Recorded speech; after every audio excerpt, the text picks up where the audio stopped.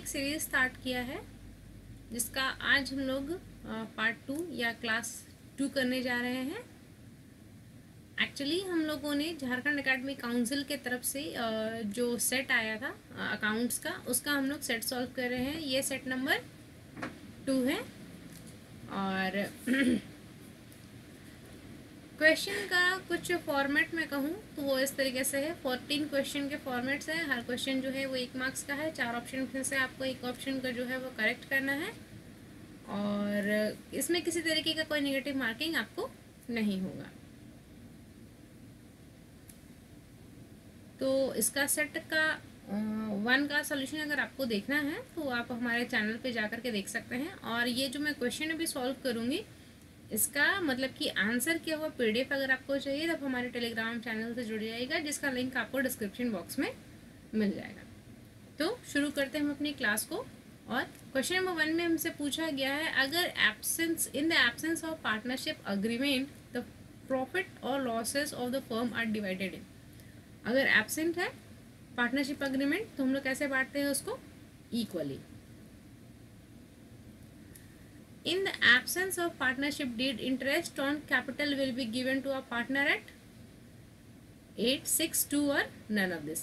अगर partnership deed जो है वो अगर साइलेंट होता है तो हम लोग किसी तरीके का इंटरेस्ट ऑन कैपिटल देते ही नहीं है ना, इसलिए none of this होगा। कोई परसेंटेज का तो बात ही नहीं होता वहाँ पे। 3 है, for the firm interest on partnership is. एक फर्म के लिए इंटरेस्ट ऑन पार्टनरशिप ड्राइंग जो है वो क्या रहता है? तो वो इनकम होता है फर्म के नज़र से, है ना, क्योंकि ड्राइंग जो पार्टनर्स करते हैं उसके बदले में इंटरेस्ट वो फर्म को देते हैं, इसलिए वो फर्म का इनकम है। क्वेश्चन नंबर 4 है, when the drawing are made at the end of every month of a certain amount then interest will be calculated at. End में कर रहे हैं इसलिए हम लोग कितना लेंगे? 5.5 लेंगे। हर मंथ के स्टार्टिंग में कर रहेंगे तो 6.5, मंथ के मिडल में लेंगे तो 6 हम लोग लेंगे। मतलब कि मंथ्स को इस तरीके से हम लोग कैलकुलेट करते हैं। मंथ के एंड है इसलिए 5.5, हर मंथ के बीच में निकाल रहे हैं पैसे तो 6, हर महीने का शुरुआत में निकालते हैं 6.5 ले लेते हैं। इसका क्वार्टरली का भी है, आप उसको भी एक बार देख लीजिएगा, शायद वहाँ से सवाल आ जाए। Which of the following is an appropriation of profit. इसमें से कौन सा जो है वो प्रॉफिट का एप्रोप्रिएशन है? तो इंटरेस्ट ऑन लोन, ये सब तो बिजनेस के interest on loan, salary, rent. Interest on capital जो है वो क्या है हम लोगों का? एप्रोप्रिएशन ऑफ प्रॉफिट है, ठीक है ना। यहाँ पे सैलरी सिर्फ लिखा है, सैलरी ऑफ अ पार्टनर अगर यहाँ पे लिखता है ना तो शायद इसको मैं ले भी सकती थी, तब यहाँ पे ऑप्शन 1 ए और बी कुछ होता मिला करके, लेकिन यहाँ पे सिर्फ सैलरी लिखा है। किसका सैलरी कहने का नहीं, हो सकता है ये आपके एम्प्लॉय का सैलरी है, इसलिए सबसे ज़्यादा सही तो यहाँ पे कौन सा है? Interest on capital. Question number 6 में है, following are the factors affecting the goodwill except. इसमें से सभी चीज़ें जो है वो गुडविल को अफेक्ट करती है, बस एक को छोड़ करके। नेचर ऑफ बिजनेस है वो भी गुडविल अफेक्ट करेगा, मैनेजमेंट भी अफेक्ट करेगा, टेक्निकल नॉलेज भी। सिर्फ लोकेशन ऑफ कस्टमर जो है वो गुडविल को अफेक्ट नहीं करेगा। अब कितना कस्टमर को कवर कर लोगे? इतना बड़ा दुनिया है, हर किसी को हम लोग क्या कवर कर सकते हैं? नहीं ना। क्वेश्चन नंबर 7 का है यहाँ पे हम लोगों का कि the monetary value of a reputation of a business is called as the goodwill. जो मॉनेटरी टर्म में जब हम लोग किसी बिजनेस का रेप्यूटेशन का हम लोग जब बात करते हैं तो उसको हम लोग गुडविल कहते हैं, ठीक है। क्वेश्चन नंबर 8 है यहाँ पे, गुडविल इज इनटैंजिबल। गुडविल को हम लोग देख सुन नहीं सकते हैं, लेकिन हाँ उसको हम लोग फील कर सकते हैं कि हाँ हमारे कंपनी का या हमारे बिजनेस का जो है वो रेप्यूटेशन मार्केट में है, ठीक है।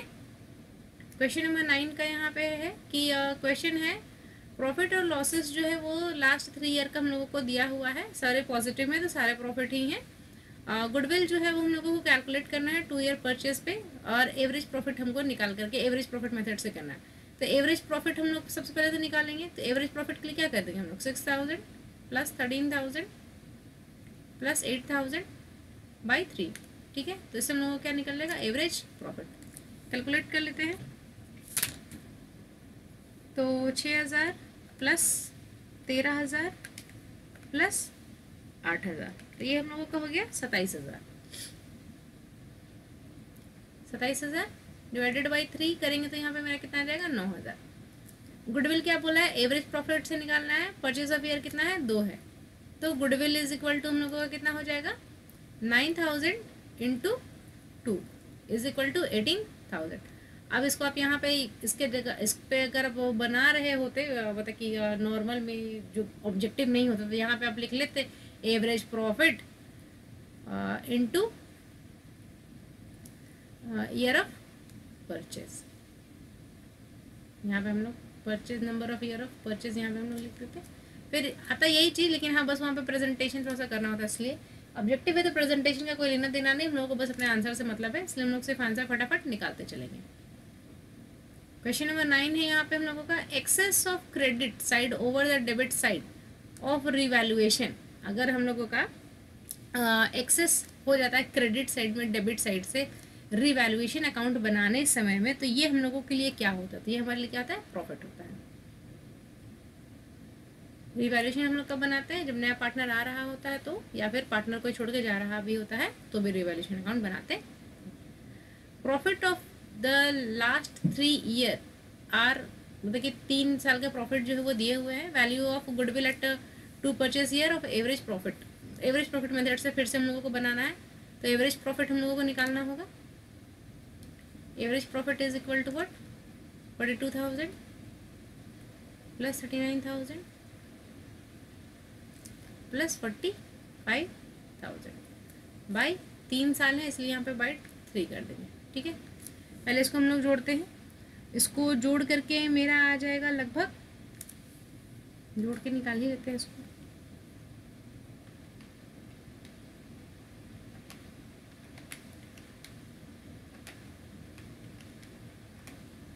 $1,26,000 बाई 3।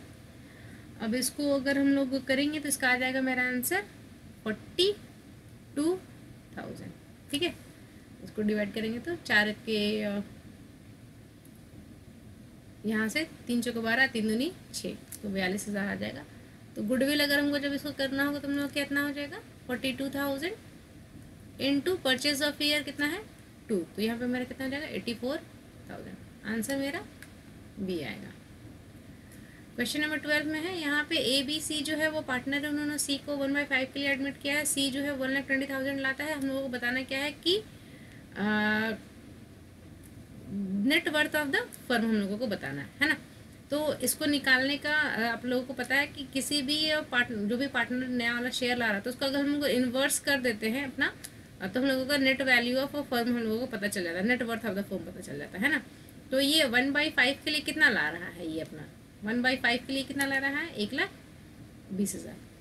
अब इसको हम लोग रिवर्स करेंगे, यानी कि मल्टीप्लाइड बाई 5 करेंगे इसको, है ना। इसको उल्टा करके हम लोग कर देते हैं नेटवर्थ निकालने के लिए। तो हम लोग क्या ना हो जाएगा, ये 1,20,000 बाई ये, तो मेरा कितना हो जाएगा 6 लाख रुपीज़। तो ये मेरा हो जाएगा यहाँ पे ये 6 लाख रुपये। 13 है, 13 में पूछा गया है, balance sheet prepared after the new partnership agreement, assets and liabilities are recorded at. जब बैलेंस शीट नया बनाया जाता है, पार्टनरशिप न्यू पार्टनरशिप अग्रीमेंट बनाया जाता है, तो हम लोग किस पे उसको हम लोग करते हैं, on actual value. New partnership agreement, नया पार्टनरशिप अग्रीमेंट हम लोग जब बना रहे हैं तो हम लोग किस पे बनाएंगे, रीवैल्यूएड अमाउंट पे बनाएंगे। यहाँ पे A and B, any one in A, the balance sheet prepared after new partnership agreement. अगर देखिए नया अग्रीमेंट बना है पहली बार तो एक्चुअल पे बनाएंगे, और अगर यहाँ पे हम लोग पार्टनरशिप में चेंज होने के बाद में वापस से बना रहे हैं तो हम लोग इसको दिस दैट नहीं करेंगे।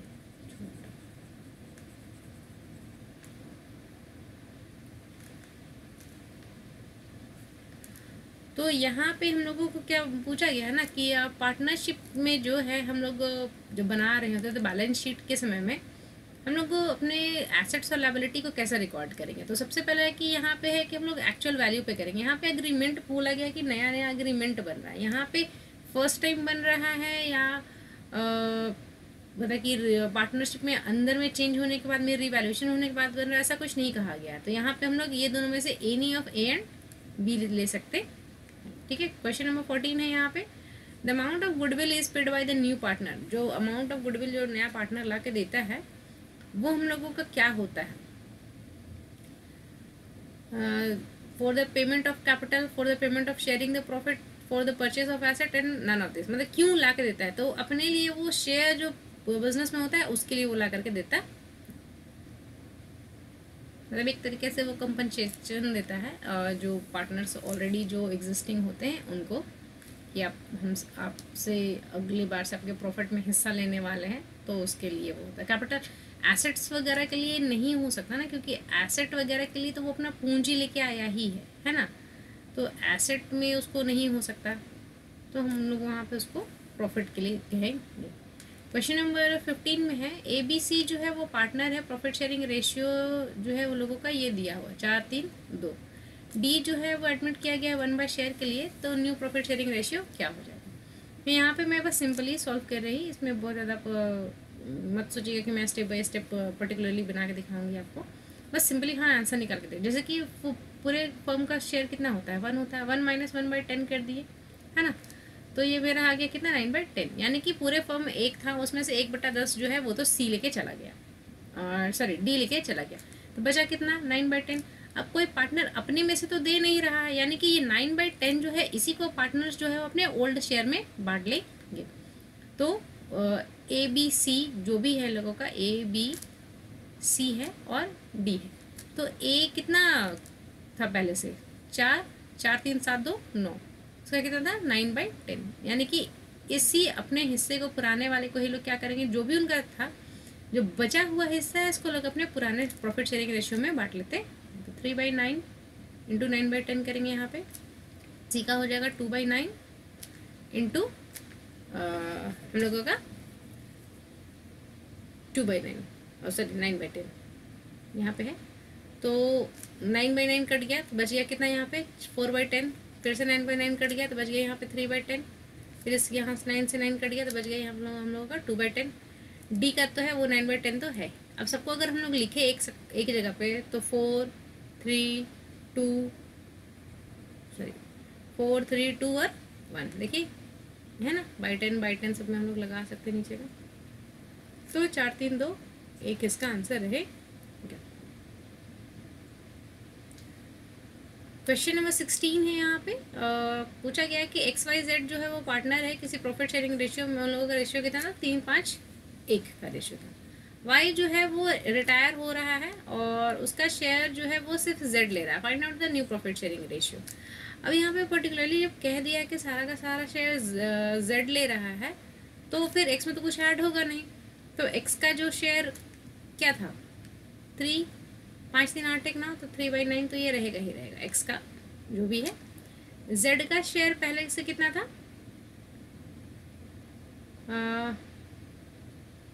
1/9, Z का शेयर है पहले से ही 1/9 प्लस हम लोग इसमें ऐड कर देंगे Y का शेयर 5/9 है ना, तो इसका आंसर मेरा कितना हो जाएगा 6/9।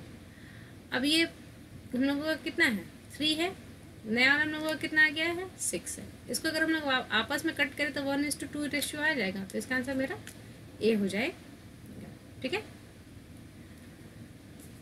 ABC जो है वो 3 पार्टनर प्रॉफिट शेयरिंग रेशियो इसका 1/2 1/3 1/6। सी जो है रिटायर और गेनिंग रेशियो विल भी, हम लोगों को गेनिंग रेशियो बताना है।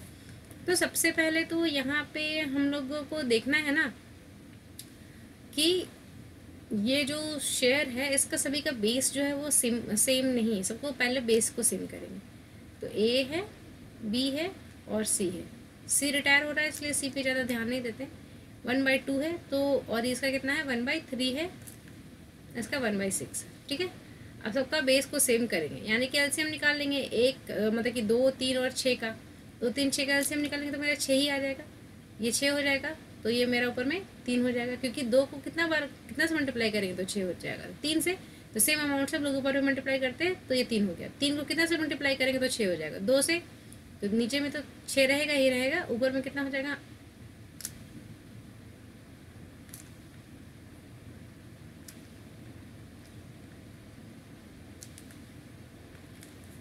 नीचे में तो 6 रहेगा ही रहेगा, ऊपर में कितना हो जाएगा हम लोगों का ये 2, और सी का तो 1/6 है ही। अब इसमें कह दिया है क्या ना कि अब देखिए यहाँ पे से है 3:2:6 रेशियो है, सॉरी 3:2:1 इसका रेशियो है पुराना वाला। इसमें से कह दिया कि सी ना हट गया। अब सी हट गया तो बचे हुए कितना कौन रह गया, ए और बी। तो लोगों का आपस में जब यही है तो गेन भी तो जो हट जाता है तो फिर बचे हुए पार्टनर को उसी रेशियो में गेन कर देता है ना। तो इसका रेशियो कितना आ जाएगा हम लोग का 3:2। 18 का है रिटायरमेंट के समय में प्रॉफिट जो होता है रिवैल्यूएशन के एसेट्स या लायबिलिटी से, ये क्रेडिट किन के अकाउंट में होता है।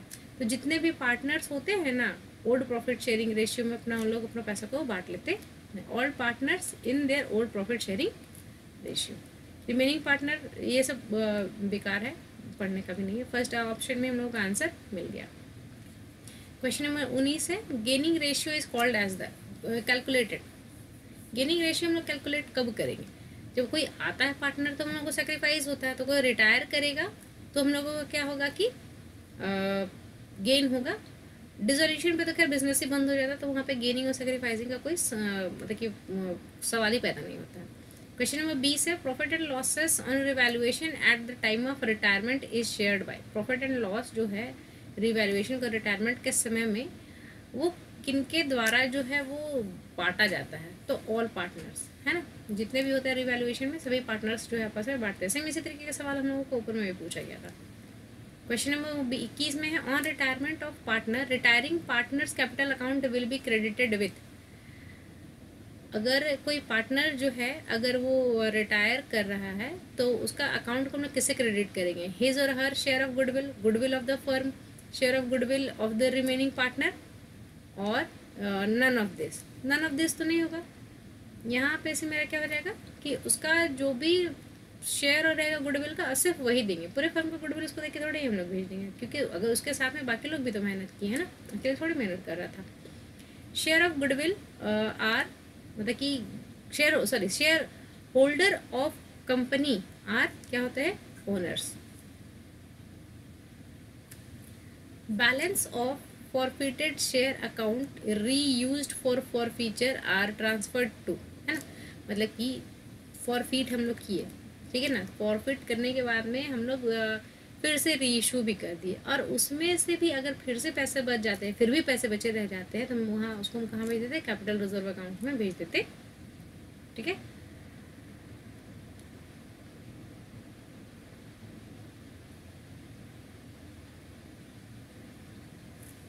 चौबीस का है हम लोगों का कि प्रीमियम जो शेयर के इशू करने पे आता है ये हम लोगों के लिए क्या है, तो कैपिटल गेन है। कैपिटल लॉस तो बिल्कुल नहीं है, नॉर्मल लॉस नॉर्मल प्रॉफिट भी नहीं। नॉर्मल प्रॉफिट कब आता है, जब हम लोग किसी ऑपरेशन से बिजनेस ऑपरेशन से पैसे कमा रहे होते हैं, ठीक है। Capital included in the liabilities of a company is called. Capital जो इंक्लूड होते हैं हमारे लायबिलिटीज ऑफ अ कंपनी में उसको हम लोग क्या कहते हैं, पेड अप कैपिटल, ठीक है ना।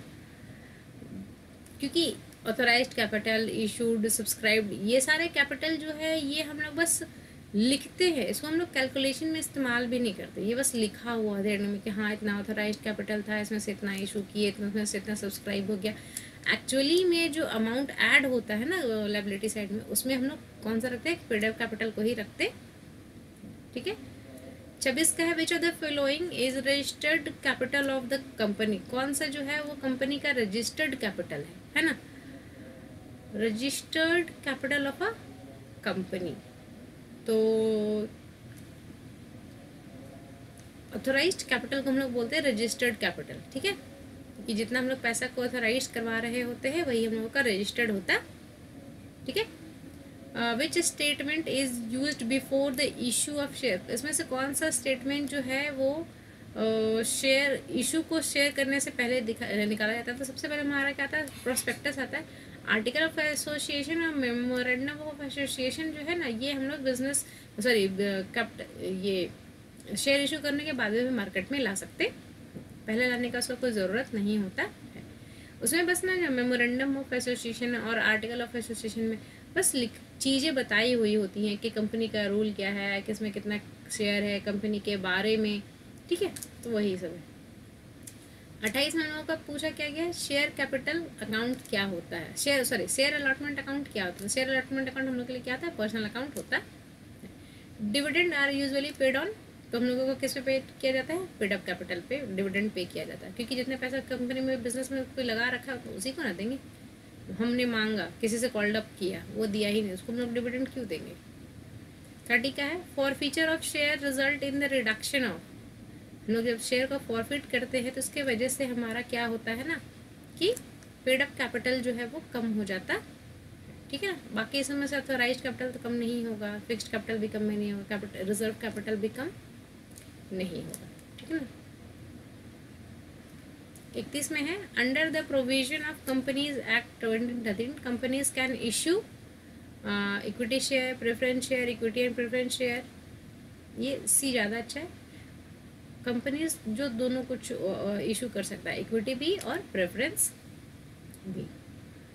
और यहाँ पे पूछा गया है टेबल एफ में हम लोगों का maximum rate on interest on calls and advance हम लोग कितना दे सकते हैं, तो 12% दे सकते हैं। ये सब स्टैटिक है, ये सब याद करने की चीज़, इसमें समझने का कुछ नहीं है, टेबल एफ में बस बताया हुआ है।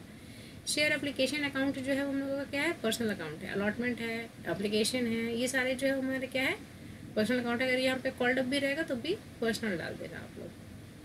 34 है हम लोगों का, पूछा गया है the difference between the subscribed capital and called up capital is uncalled capital. यहाँ पे हम लोग कह सकते हैं, ऑब्वियस ये बात है, जो लोगों ने सब्सक्राइब किया है और जिसको हम लोगों ने मांगा नहीं है, उसके बीच का जो डिफरेंस यानी फर्क किसका रहेगा, तो अनकॉल्ड का रह जाएगा, सिंपल। 35 का इक्विटी शेयर होल्डर जो है वो हमारे क्या होते हैं, ओनर्स होते हैं। Share holder gets dividend, commission interest नहीं, इंटरेस्ट मिलता है डिबेंचर होल्डर को, कमीशन मैनेजर को हो सकता है, कमीशन किसी को भी मिल सकता है, प्रॉफिट भी दिया जाता है, और प्रॉफिट को ही जो हम लोग शेयर होल्डर को देते हैं उसको हम लोग डिविडेंड के नाम से देते हैं। Discount allowed on reissue of forfeited share is debited to, जो डिस्काउंट हम लोग देते हैं री इशू करते हैं फॉरफिचर शेयर को, तो इसको हम लोग कहाँ से हटाते हैं, तो शेयर फॉरफिचर अकाउंट से मतलब कि डेबिट करते हैं, क्योंकि जो पैसा हम लोग फॉरफिट करते हैं उसको हम लोग फॉरफिचर अकाउंट में बना देते हैं। अगर किसी तरीके का लॉस हुआ है तो हम लोग इसी पैसे से सेटल करेंगे, ठीक है। 38 में पूछा गया शेयर में भी issued at par, at premium, at discount. पहले जो है वो डिस्काउंट पे भी होता था, लेकिन अब जो है वो शेयर्स जो है वो सिर्फ पार और प्रीमियम पे इशू होते हैं। पुराना रूल था जब डिस्काउंट पे भी इशू होता था, अब नहीं होता। कंपनीज एक्ट जब से नया वाला आया तब से 56 वाला एक्ट था तब वो होता था डिस्काउंट पे भी इशू। 2013 वाला जो नया कंपनी एक्ट है उसमें ये हटा दिया गया है। 39 में पूछा गया premium on issue of share is shown in the balance side of, जो हम लोगों का प्रीमियम जो इशू जो शेयर करते हैं उस पर जो आता है उसको हम लोग कहाँ दिखाते हैं, तो लाइबिलिटी साइड में हम लोग दिखा रहे होते, एसेट साइड में नहीं दिखाते, उसको हम लोग लाइबिलिटी साइड में दिखाते हैं प्रीमियम। नेक्स्ट हम लोगों का 40 पूछा गया total amount of liabilities sides include, तो जितने भी हमारे लाइबिलिटी साइड में उसमें हम लोग क्या इंक्लूड करते हैं, टोटल कैपिटल को, सॉरी पेड अप कैपिटल को हम लोग यहाँ पे करते हैं, क्योंकि ऑथोराइज इशू सब्सक्राइब जैसे मैंने पहले कहा ना, बस वहाँ पे लिखा हुआ होता है कि हाँ इतना मेरा कैपिटल ऑथोराइज्ड है, इतना मेरा कैपिटल इशूड है, इतना मेरा कैपिटल सब्सक्राइब्ड है, लेकिन एक्चुअली में जो अमाउंट कॉलम में जो टोटल में हम लोग ऐड करते हैं ना वो हमारा पेड अप कैपिटल को ही करते, ठीक है। ये सब बाकी चीज़ें ना इधर में लिखी हुई होती हैं बस, या फिर फुट नोट में लिखी हुई होंगी। यहाँ पे जो एडजस्टमेंट वगैरह होता है, इशूड है, सब्सक्राइब्ड है, ये वो यहाँ पे फुट नोट में लिखी होती है, एक अलग से नोट बनता है उस वहाँ पे। तो हम लोगों का इसी तरीके से सेट 2 भी जो है वो यहाँ पे एंड होता है। और आई होप कि आपको समझ में आया होगा। एंड अगर आपको ये वीडियो अच्छा लगा है तो इसको लाइक कीजिए, कमेंट करके बताइए आप कि इसमें आप क्या अच्छा सोच सकते थे, इसमें क्या आपको कमी लगा, जरूर मेंशन कीजिए कमेंट सेक्शन में। मुझे अच्छा लगता है आप लोगों से कांटेक्ट करके, ये हम लोगों का कांटेक्ट का यही ज़रिया है हमारे का कमेंट सेक्शन, तो आप कमेंट करने के लिए फ्री हैं। अपने फ्रेंड्स के साथ में इसको शेयर कीजिए। और पार्ट 3 इसका जो है यानी कि सेट 3 जो है वो भी डेफिनेटली जो है वो बहुत जल्द आ जाएगा। आप सभी हमारे चैनल के साथ में जुड़े रहने के लिए हमारे चैनल को आप सब्सक्राइब कर सकते हैं। And thank you so much for watching the video।